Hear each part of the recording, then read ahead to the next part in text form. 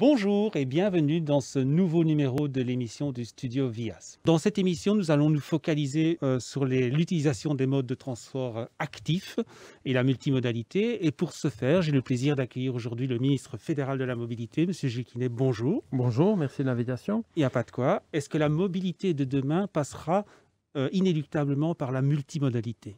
Je pense qu'on va effectivement passer d'un modèle où l'automobile était centrale à un modèle où chaque jour on va utiliser différents moyens de transport, sortir de chez soi, développer, déplier son vélo pliable, aller jusqu'à une station de bus ou à un point d'arrêt de la SNCB, démarrer avec son train, éventuellement changer de train et arriver à destination. C'est ce qu'on appelle la mobilité comme un service, et de plus en plus de sociétés innovantes imaginent cette mobilité du futur. L'un des principaux résultats de cette enquête, c'est le succès du vélo. Le vélo a le vent en poupe et surtout le vélo électrique. Pratiquement un Belge sur 5 a utilisé un vélo électrique au cours de l'année, donc c'est beaucoup. Et en ce qui concerne le speed pedaling, ça reste une part qui est petite, mais qui a quand même doublé également en 2 ans, donc c'est beaucoup.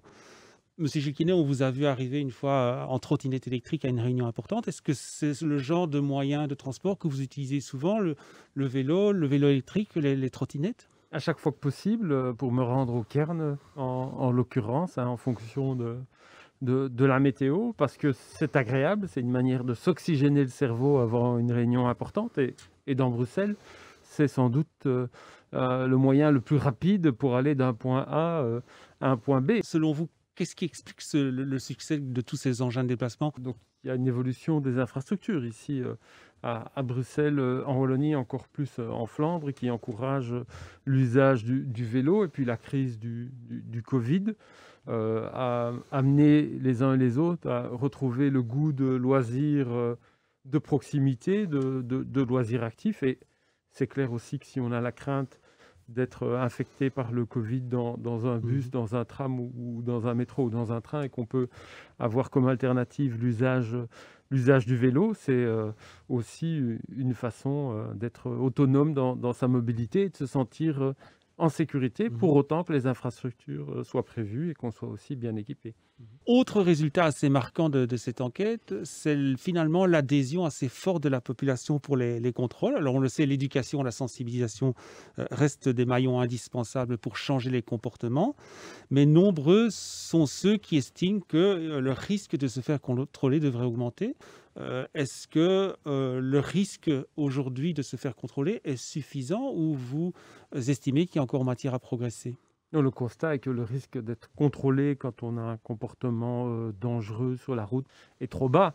Et cette peur d'être sanctionné n'existe pas suffisamment. Ce n'est pas la seule qu'il faut activer, mais elle fait partie de l'arsenal des moyens à utiliser pour renforcer la sécurité routière. Et en la matière, le gouvernement a un objectif très clair, c'est qu'un conducteur sur 3 soit contrôlé chaque année, pour effectivement donner ce signal que le fait de respecter les règles du code de la route, c'est contrôlé. Un autre résultat de cette enquête, c'est l'infrastructure qui permet de mieux promouvoir les transports en commun. Donc on le voit ici, 72% des personnes interrogées sont favorables à davantage de bandes de circulation séparées, donc des sites spéciaux pour les trams, les bus.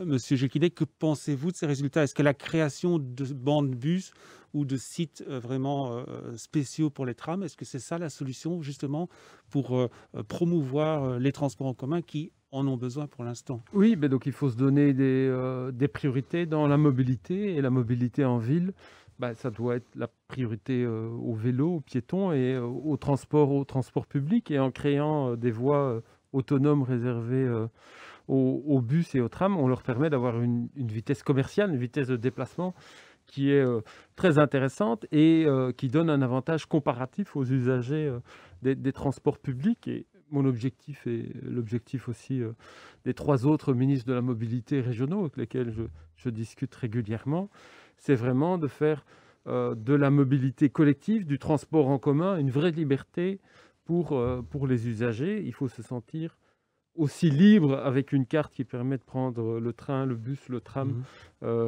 et d'aller d'un point A à un point B que si on avait la clé de sa voiture et à la limite être plus libre parce que sa voiture, on doit la garer quelque part à l'aller et au retour, ce qui n'est pas le cas dans les transports en commun. Et donc, favorisons les transports en commun, c'est notre philosophie.